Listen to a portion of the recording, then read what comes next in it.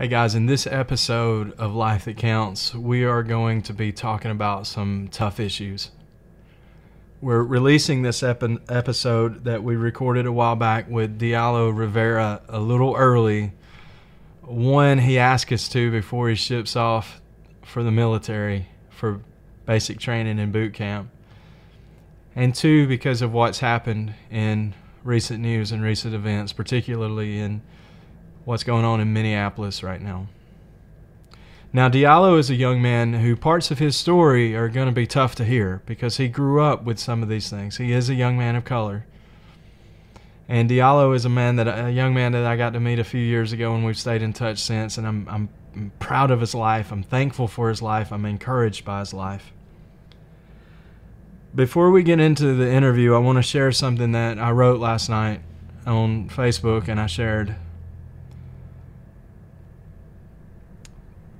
Yesterday, a man was held to the ground till he died. And tomorrow, two men are going to be lifted into space. For all our complexities and all our ingenuities, we still haven't learned how to love one another. Now, I was a kid who loved space. And I'm heartbroken by this senseless murder. I've got a heavy heart for our country right now, for our justice system, for my brothers of color who have to walk through this hell. And I usually don't respond to the news, but this, in conjunction with what happened to that young man in Georgia, come on, man. We're supposed to be better than this. America is supposed to be the greatest social experiment ever. Haven't we learned anything from our past, from Ferguson, from the civil rights movement? I never saw color growing up. As a matter of fact, Dante Jelks, my across the street neighbor, was my best friend. And his dad, Mr. Jelks, is the man who taught me, at the time poor white kid from across the street, how to tie a tie. And his mom, Miss Jelks, taught me the importance of doing homework before we rode bicycles and threw baseball. Now, I didn't see color. Any of us saw color. And now why in the world is all we choose to see is color? What happened to Mr. Floyd and the many before him are unacceptable. Guys, I want to encourage you. I chose to wear this shirt for those who are watching video. For those who are watching the audio or listening to audio, it's the I am. And it's true, I am the change. I am the change I want to see in this world, and so are you. And the young man that you'll hear today, Dialo, and hear his story, he is the change he wants to see in the world. So we're going to break protocol a little bit today from our normal, epic Life That Counts intro, because Dialo is a hip-hop artist. So here's his latest release, leading us into the conversation, Survivor. Just know that you can make it out. Don't give up on life. Yeah. I'm a survivor. You a survivor. Just know that life is gonna be alright. One love. Just keep trusting God. Let him keep living life. Yeah. And you gonna make it through. MLK said I had a dream. I'ma achieve. I'm a survivor, tragedy inside of my genre. What do I do? Have to solve the problem. Was it school? Was it me? Was it you? I'm just going round and round with myself, vulnerable and scared to love myself. Arms out and I'm screaming for help. Arms out and I'm screaming for help. It's a cold world. All right, Life That Counts. What's up, guys? I have the absolute pleasure today to sit down and chat with a young man that I met a couple of years ago, tearing it up in the state of New York, doing some amazing things, creator of the One Love movement. Dialo, what's up, man? How you doing, man? How you doing? It's a blessing to be on here, man. Appreciate it. It's amazing to have you, man. So dude, just catch us up. You're what, 20 years old? Yes, 20 years old. Just turned 20 in March. Turned 20 in March. And dude, just catch us up. Just last 2 years of your life. Just give me the high points, just real quick. Just take me through it. Where did the One Love movement come from? Talk to me about starting college, like just the whole thing. Just go. So The One Love movement started just in my community. You know, I started to see that in my community, we needed to show more love and bring people together. So the whole One Love movement is based on unity. It's based on, it doesn't matter what culture, what color you are, it's just bringing everybody together. And growing up on the west side of Buffalo, it's a very, very diverse place. You have almost every culture on the west side of Buffalo. So when I started to see that, I'm like, hey, you know, we need to stop trying to separate each other, you know, stay in our different areas. We need to come together and call it one. And then when I start thinking of that, I'm like, one, I'm like, you know what? Why don't I just add love to One Love? And then that's how I created One Love, and it came around that way. And on the aspect of the music for One Love, because I create music on behalf of One Love, I just wanted to create music that sends messages to everybody. You know, it doesn't matter what culture, what race you are, what color you are, you know. I'm over that, you know, this white, black, this Hispanic, you know, this back and forth thing. I just want everybody to come together as one. So I send messages talking about different life stories I've been through, other people's life stories, and just trying to set that tone for the youth below me or people that are listening to me, to let them know, like, it's all right. You know, it doesn't matter what color you are, it doesn't matter what you're going through, that everything's going to be okay. And that's kind of my message to it. And most of that power comes from God. You know, he gave me the power to be able to talk and do what I'm doing now. Because 3-4 years ago, I was in the streets. You know, I was a young kid out in the streets doing things I was not supposed to do. So for me to be where I am now, it's a blessing. And I know it's God. I know I'm still here for a reason. So I just continue to spread messages and just continue to do what I do, traveling around the world. You know, I've been to a few countries, traveling city to city, just speaking to the youth and trying to make an impact in the world. All right, that's a lot, and you ain't even hit the legal drinking age yet, right? So you started a movement, and yeah. Here's what I want to know: why? Like, why? Of all the things that you could have done, right? Of all the things that you could be doing, why this? I have a very, very strong heart for helping people. I have a very strong heart because growing up, like I said, on the west side of Buffalo, you know, I've been through a lot. I've seen a lot, you know, I've lost a lot of friends. And I'm like, I can make a change. Like, if I can make a change, they say one man can change the world. And I really feel that way. I feel like my impact can really make a difference in the city of Buffalo. And, you know, just being able to spread God's love around the world and especially in my community, it just really gave me the strength to be able to go out and talk to different people and just bring them closer to him and to let them know, like I said earlier, that everything's going to be all right. You know, everybody is, you know, especially in this time right now, they're stressed out, they're depressed. You know, people are losing things that's had them comfortable for years, you know. So I just want to bring that message across to let them know, as I was before, that, yo, it's going to be all right. You know, we're going to be okay. So I just chose this path just to help people, you know, just to give them life, to give them energy, you know, when times are rough, to let them know, hey, man, we can all do it. Does not matter, you know. So that's kind of why I just want to do it. Like, I just have the heart to do it. Like, my heart is in it.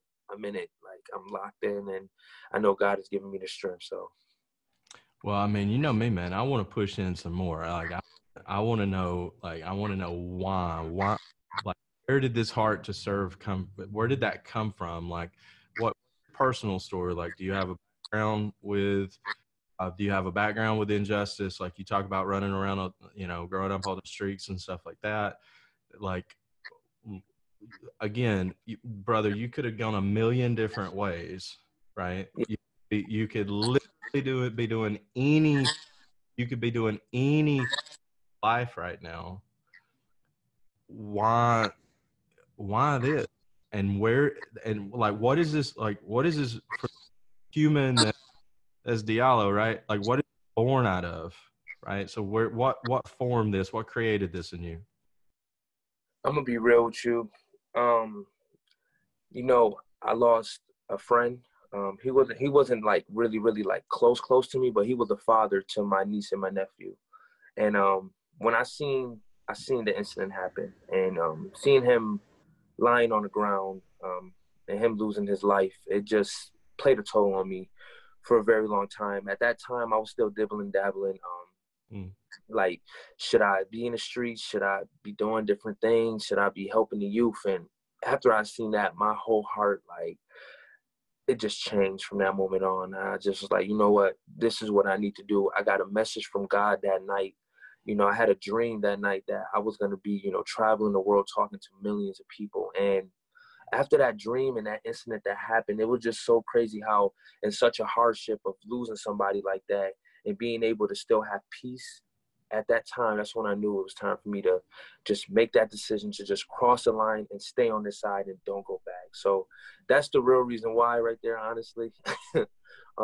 You know, life changed for me. And then I started losing more friends after that. You know, within like the past 6 years, I lost maybe about 8 people that are in the community that I knew. So, you know, seeing that, and then I talk about like police brutality and things like that. Seeing those type of things and like with my eyes, it just really told me like, yo, this is what you need to be doing, and this is why I need to do it. And most people in my community, you know, they don't have hope. They don't have anybody that can show them that route, the positive route to make it out. So I took it upon myself, and with God's strength to be able to do it. So that's the real reason why, man. And that's deep, but that's it right there, man. I feel that. And the thing is I feel that on both sides, you know. So do you have AirPods, earbuds or AirPods or anything that you can put on? Because I'm getting it's getting a lot of feedback. A lot of feedback? No, I don't have anything with me right now. No, I don't have anything with me right now. Like maybe the place where I am in my room. Let me move. Is that better? Dude, that's better. I'll see your shirt better. Well, I don't know if it's better or not. Yeah, now that'll work if you want to mute on your end when I'm talking, and I'll mute on my end when I'm talking. All right. So you mentioned like police brutality and things like that. And so I grew up, you know, I was a kid in the late 80s, early 90s, and I remember I grew up, and it's just my interpretation of law enforcement and people in uniform were very, very different. I mean, these were people that I would look to for like help and support and stuff like that. And it seems like along the way, you know, we've had some blow-ups and some skirmishes across the country. We had the whole thing go on in Ferguson, and that was messed up. Like Rodney King in the early 90s. And I know his daughter, Laura Scott, like she's awesome. She's amazing. And I've talked to her at length about her, you know, her dad, and her dad is just, you know, she talks about how her dad never held like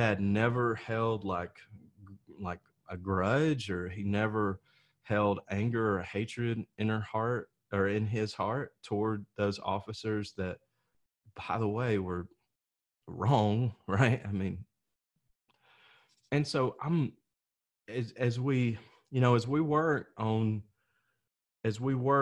this spectrum here with people, you know, how do we help people bridge that one love gap, right? And as I understand it, that one love gap is, hey, how do we come together? So how do you see that, you know what, it's not about white or black, it's not about race, because we're all running the same one. You know, how do we help people come together? I think we can help people come together, and we just need to listen to each other. Each side, we tend to throw shots at each other. You know, there's really nobody ever wants to sit down and listen and understand each other's side. So I think that should be a first step. That's one step I'm working on. That's why I have a lot of people that are white. I have a lot of people that are black. You know, I try to bring us together so we can understand each other's point of view. And that's how I started to change, because at one point in time, as me being an African-American, growing up in the African-American community, you know, you get told these different things about whites. You know what I'm saying? You get told these different things. And it takes you yourself to actually go out there and learn and understand the aspect of the other side in order for your view to change. And that's what happened to me, because you get told different statistics on whites, and I'm pretty sure it's the same in the white community. You know, it goes both ways. But being able to go out there and understand, like, hey, we just need to all love each other. We're all human beings. We bleed the same blood. Like, we're all here together as one, and the separation stuff is not helping us in any way. And especially in Buffalo, we have one of the, how do you say it? You have different sides of town. Like, you know what side of town belongs to which culture. So, like, if you go to South Buffalo or you go to North Buffalo, you know that's predominantly white area. When you go to the east side, it's predominantly African American. The west side is obviously a mixed culture. But those different things, people don't want to come near each other. So it's like me growing up in this type of environment is starting to make me think like, hey, why are we like this? Why is this tension that's going on? And that's when I'm like, hey, we just need to talk. Like, we just really need to sit down and talk with each other. And obviously with God, you know, he always brings people closer. Sometimes it takes hardships to do it. It takes a lot of sacrifice and pain to do it, but I'm willing to go that far to bring people closer. And so my advice is we just need to talk. Like, we just really need to sit down and understand and talk to each other and understand each other's point of view. And don't try to throw, hey, oh, this is the reason why we both had, you know, things that happen on both parties that have messed up history and things that we've been through. So we just really need to sit down and understand each other and just listen. You know, that's key, is listen.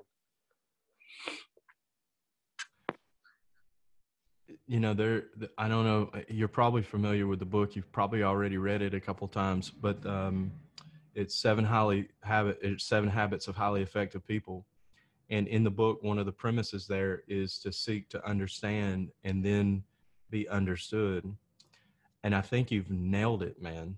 And it doesn't matter what arena you're in, if it's black, white, if it's political, if it's Democrat, Republican, if it's liberal, conservative, if it's, you know, vanilla, chocolate, rocky road, like, it doesn't matter, right? If it's Ford, Chevy, you know what I mean? It's like we have this, I don't know, what is it? We have this thing about it where we all have, you know, we all have to feel like we have to fight for our thing.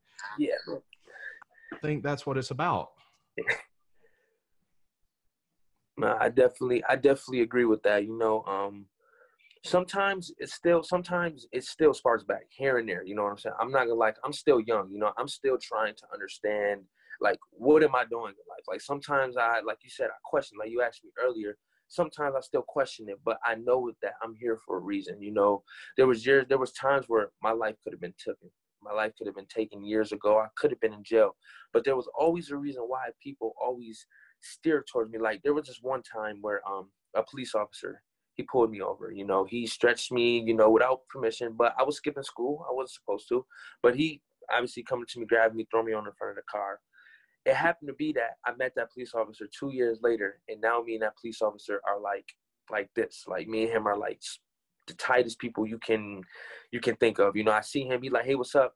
And it's like, to go through that, it's like, you know, some people are just like kind of doing their jobs. You know, they're just really trying to protect the community. And that moment right there really taught me, even though he threw me on the front of the car, after he sat down and talked to me, you know, he sat me in the back of the police car. He told me that he felt that I was going to be something great in life. And, you know, for a police officer that doesn't even know you to be able to tell you that, it really brought something to me where I was like, yo, that's wow. So I was getting these different theories. People are telling me, yo, you're going to be this, you're going to be that, you're going to be this.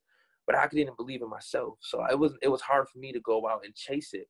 But when I started, like I said, I started losing friends and these things started happening to me. I'm like, yo, this is why I'm here. And like when I said God, he brings pain and he brings these hardships, but it works out in the end so that you can just spread something bigger.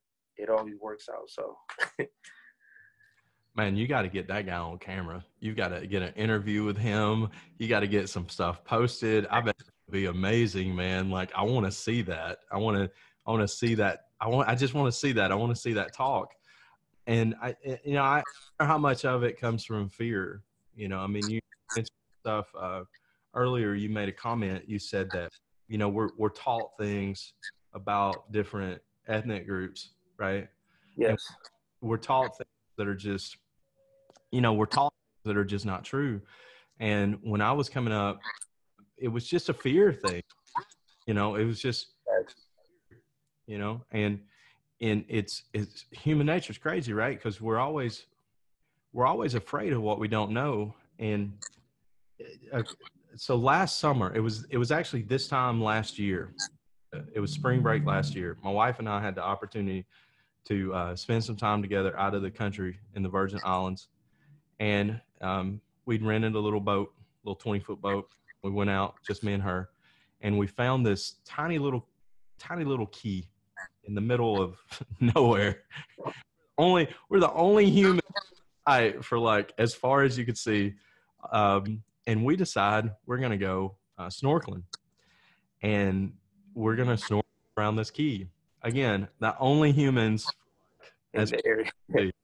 like if something goes wrong, we're not coming back. You know what I mean? Yeah, I definitely get that. Something goes wrong, if we get bit, stung, whatever, equipment malfunction, whatever, like we ain't coming back. It's like I hope that the life insurance policy and the wheels are ready to go. So we're swimming on this key, and there was this 6-7 foot long reef shark swim by. Ooh. He just kept going. And then there were lionfish, which lionfish will mess you up more than the reef shark. And then there were, all these other, we saw a few turtles, clownfish, like all kinds of amazing beauty. You mentioned the coral went up to the key. And I remember there was a point in there. It was when we turned the corner of the key, the boat was going to be out of sight for us. And we were turning into the part of the key that was in more of the current. And I remember thinking to myself, I have two options here. I can turn back in fear, or I can allow myself to experience the beauty of the. Wow. And here's the thing. Right now, I'm getting to tell you about swimming around that key instead of turning back in fear. Right? Because instead of leaning in the fear, I decided I was going to trade fear for the beauty of the moment. And my wife and I were arm in arm locked, swimming around that key together. And I felt her hips beside mine as we were swimming. We were close. We were enjoying the moment together. Truth be told, we're probably both freaking out. Right? But we did it. We did it. And we did not allow fear overcome us in that moment. You know what I'm saying? Yeah, that's deep, man. It was actually really deep and really when anyway, man, I think about what you're trying to do, and this is why I wanted to have you on our podcast, because I just have mad respect for what you're after, and I want to take you back a little more. And you lost what, like 8 friends in the period of yeah, period of 5 to 6 years, man. Come on, man. Like that had to be like, that's life changing, man. Talk to me about that. It's crazy because most of these people, when I say they're my friends, they weren't like my close friends, but they were people I would communicate with. Me being in the community, even when I was out in the streets, as you say, the older heads or the OGs, they would still tell me like, yo, this is not your life, man. And these people would keep telling me this, they're like, yo, this is not your life, man. You shouldn't be on the block. You shouldn't be out here. Like, what are you doing out here, And I would have conversations with them. And there was one, multiple of them, I had conversations with them a day before they died. That's what really hit me hard. But it was one, and his name is Papa. And it hurt because, we were playing basketball at the court and we were just laughing, having a good time. This is my first time, like, actually sitting down talking to him. He came up from the city to change his life. He was in a gang when he was younger. So he was trying to change his life, and his life was just becoming so much better. And we're sitting there just talking, going through things. He's telling me like, man, you're going to be great, man. Just keep pushing in life, don't give up, And we're just having this good conversation. And then the next day, I'm coming back from the mall, from Niagara Falls. I'm riding back from the mall, and I see it through Facebook. We see a stat that somebody got killed on 14th Street. It's on the west side of Buffalo, and I'm just in my head like, I hope it's nobody that I know. Even though that was the set I was from at that time, was 14. So I'm really like scared, like, oh my God, this is somebody I know. And it happened to be him. And crazy thing is, he never went on 14th Street, never in his life. He never went over there. He was just go to the liquor store. It was a good day. Everybody was just trying to have fun, and got into an argument, and things just happened there. And it was just hard to be able to know that I just talked to this man literally a day ago. just hearing his voice in my head, and seeing his family in tears, knowing that his child is not his child, the child's father is gone, and it was just the most craziest thing in my life. That was probably one of the most heartbreaking losses I took. My friend Meech, he died at the hands of the police. He was, I don't know the story, the real story behind like why the police detained him, but he had an asthma attack in their care, and he wound up dying. And at the funeral, I walk in and I'm just looking at him while he's laying in the casket, and it just wasn't real to me. I just wanted him to say another word, like, "What's up, Dialo? What's up?" Because everybody calls me Alo, around on the west side. So like to me, they're like, "What's up, Alo?" I didn't hear nothing, and it was hurting me. I was just crying. Then we got to the gravesite, and I had to carry his casket, and that right there was just like, I'm like, hey man, I'm really carrying my friend right now. I'm carrying one of my older heads. Like, how is this possible? How am I carrying this guy? I'm just talking to him. How is he dead? And it just tore me up inside to have to go through those type of things. And there's other friends I've lost, and it's just been so hard, knowing that these people. That most of them were trying to change their lives. That was the scary part about it. It's like they were just trying to change their lives, and they were the ones who were killed and murdered. And it's like it seems like it happens that way when the people who are trying to change their lives and do better after a rough life, they're usually the ones who are taken off the earth. So it hurts still to this day, but I use those stories to try to motivate people, to let them know that even through all of it, God is still in control. And you still have to trust his word, and just keep pushing in life.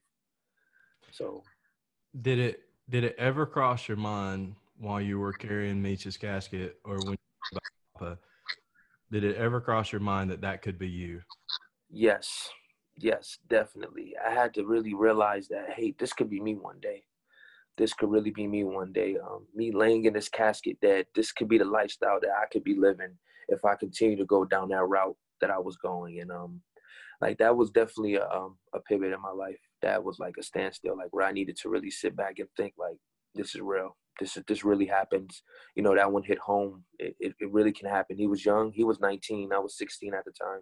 So he was around my age when he was taken off the earth. So it was just deep story, man. Well, here's what I know, right? Again, I want to know what makes you you. And this is, I mean, for me, this has always been a hard question to answer. Like, what makes you you? Did you turn it around? Why did you, like, what kept you turning around? And I think this is, law of attraction, man. When I first met you, and we chatted and had a conversation and then connected, and we've stayed connected and kind of a thing. And I'm like, man, there is something in this young man that I just respect and appreciate. And there's this law of attraction here that's going on. And I like what he's after. It's not that you've done one thing and quit. It's that you keep doing, and you pushing, and you keep becoming, and you keep developing what one love is. You keep developing what, like, the person of Dialo and who he is. And here's what, like, I want to know, like, along the way, like, as you make that decision to become you, you know what I'm saying? Yes. There were thousands of people who read Papa's status update that day that there was someone died on 14th Street, or someone got killed on 14th Street. There were hundreds, if not thousands, of people who were aware. I'm sure there were probably a lot of people at the funeral, a lot of people at the graveside that day, right? Yeah. And what inside you have you been able to identify it yet? What inside you have you been able to pinpoint? All right, this is what makes me me, and this is what drives me in a whole new trajectory since that moment. Does that make sense? It makes sense. Could you explain this a little more into that? Will, what, like, of all the people who saw that status update, of all the people who heard about Meech dying, right? Why did that have such a lasting, pivotal, life transforming impact on you? it could have impacted anybody, right? It could have affected anybody. Yeah. And it's affected you. Like, dude, you've changed your life. You've changed your whole trajectory. Why? I think it's the person that Meech was, the person that he was, talking to him, the energy and vibe that he gave off to me when we would talk. I knew where his heart was. I knew that he really wanted to make a change in his life. I knew that he was trying so hard, but he was so immune to the environment that he was raised in, and it was hard for him to get out of it. So, you know, when it happened to be the police that I don't want to say killed him. I don't know what really happened, but he had an asthma attack in their care. It really I started to get a hatred towards police. I started to get a really big hatred towards them. Like, hey, I don't want nothing to do with the police department. Like, they killed my friend. They killed my people. And that kind of right there really helped me start to build that love for everybody at that moment. After that incident, I started to really like ask God, like, why is this stuff happening? Now, this is while I'm in the streets. I'm still struggling in life, you know. I'm still not a firm believer, but I pray. I'm like asking God, like, why is this happening? And that love started to build for the police, you know, for every culture, that everything that was happening at that time and that pivotal point. And it was one day I seen Meech outside, and me and him had a really, really deep conversation. And he was telling me, hey, man, I want to change my life. You know, I'm changing for the better. I'm going to go out. You know, he wanted to play college basketball. You know, he was always telling me I can do it. You know, he was just giving me this story. And it was just kind of like a dream. He had this dream of what he wanted to do. And then coming to hear that he died, that hit me hard, because I'm like, yo, we were just talking about the things that we wanted to do, the things that you wanted to achieve in life. And from that moment, I'm like, hey, it does not matter. You really have to just focus on getting yourself right instead of trying to prove yourself in the community and saying that your environment is what raises you. This is your environment. It can't change you. You know what I'm saying? So that kind of really helped me push towards saying that I have to get out of that mindset that just because I live in this environment that I can't change, you know? So after those conversations, I'm like, hey, I'm doing something different. I know that me being here, I can change my environment instead of letting the environment change me. And that's really how, like, One Love and all of the unity stuff started to conform, you know, with everything that was just happening in my life. It was just little pieces just building up. And it was so crazy because it was like I was in the streets and these pieces were coming in. When I got out the streets, they were coming in. Now they're still coming in. And I'm like these, they're just building up these little pieces. And I'm like, yo, I'm really trying to do something great in the community. You know what I'm saying? At one point in time, I was chasing views and likes. I'm going to be real with you. I was chasing views and likes, trying to just do it just to get the popular name. And I started to really think, like, people are really being impacted by the words of influence that I have.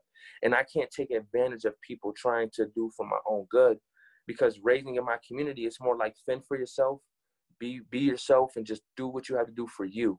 And I had to get out of that mindset. This is just not about me now. This is a bigger picture. This is not just about Dialo Rivera. This is about the world. This is about his community.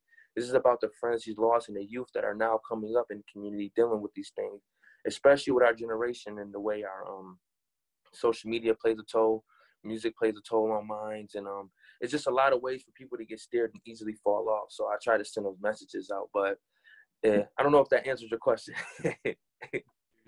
That is, yes. I hear so much in there.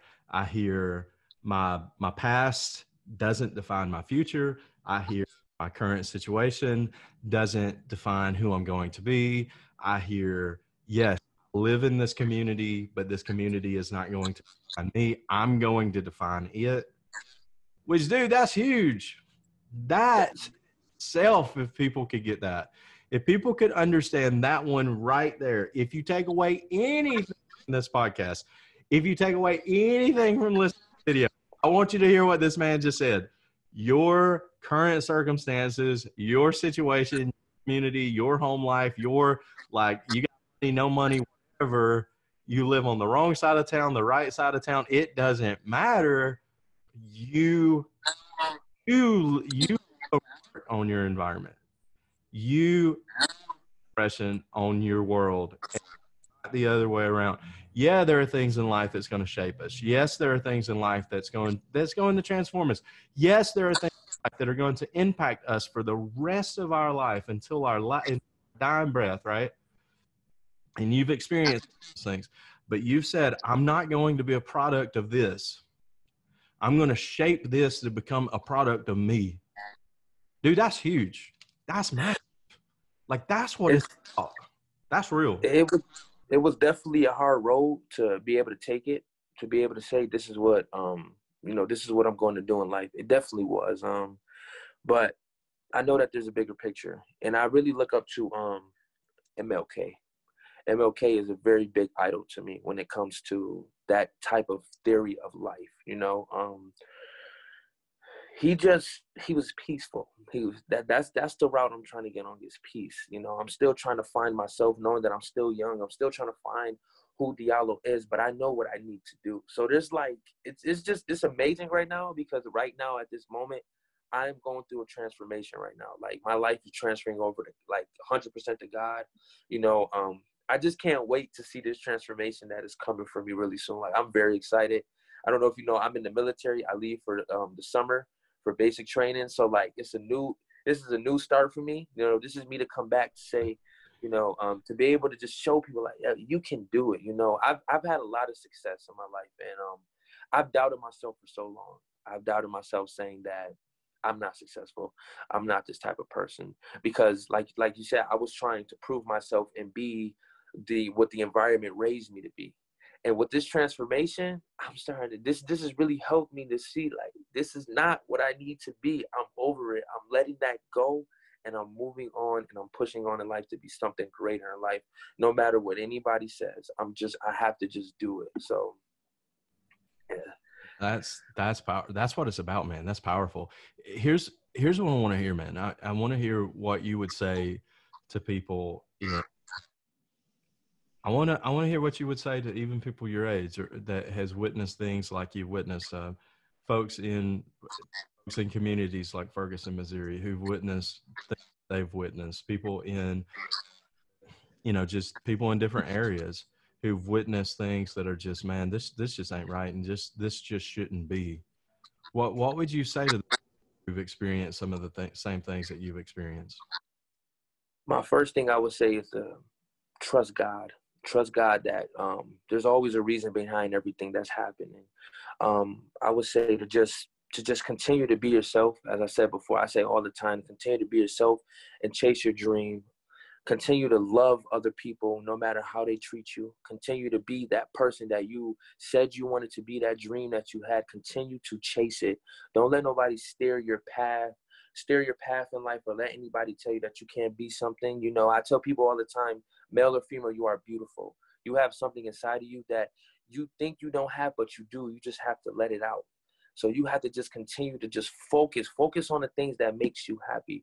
Focus on the things that when you get yourself right, you can help other people with. It doesn't matter, the things that you're going through in life. Just keep pushing, keep grinding to be your best self, and, follow in what God is telling you to do. Follow in what he's telling you, what he wants you to do in life. And for the ones who, I know there's people out here who don't believe in God, they don't believe in the God theory. Just continue to be you. Just be happy. Be happy with who you are. Be content with who you are. Be thankful that you're still alive another day, because there's some people that we're not able to see today. There were some people that woke up that weren't breathing today. So just continue to be thankful for life. Be thankful for that. You have the opportunity to chase your goal another day. So that would be my advice to people, if that if that's good for you. 100%, man. I got one last question. Yeah. And then we'll bounce. Man, I hope people hear that message. I do, man. I hope people hear that message. In your mind, at 20 years old, getting ready to ship off this summer, right? I mean, you're about to change it up altogether. How would you define, what would you say is a life that counts? Wait, say it again. Sorry, I couldn't hear you. Broke up a little bit. All right. What would you say is a life that counts? What would I say is a life that counts? Okay, rephrase that again for me. Sorry. That's all right. So at 20 years old, Yes. getting ready to ship off, right? With all that you've seen, with the life experience you had, with turning some things around on your end, how would you define a life that counts? As I said before, dang, yo, I'm not gonna lie, that is deep. That is deep, man. That is a deep question. You caught me off guard with that one. A life that counts, man. A life that counts, like I said earlier, is just being happy. You know, I'm happy right now. I'm very content with the decision that I made to join the military. I'm very content with everything that I'm doing in life right now. I think just being happy right now at this point in time in life is just the biggest thing right now. And I consider that is a life that counts as having a happy life. You know, recently, not too long ago, me and my significant other, we separated places. And I think it was for the best. You know, I had some issues that I was dealing with on my own. And after that, I not feel free from her. I feel free that, you know, I'm learning that, like I said, like I'm going through a transfer right now. I'm learning to love myself more. I'm learning to understand that who Dialo is and what he needs to do, and that he needs to be happy. You know, especially me being a teen, our suicide rates are skyrocketing to the sky because people are not happy. So for me to say a life that counts, a happy life is what counts. I couldn't agree with you more. Actually, that's the same way I define a life that counts. I mean, because there's going to be so much from a happy life. If you're living a happy life, you know the life where you go to sleep and put your head on your pillow. It's Yes.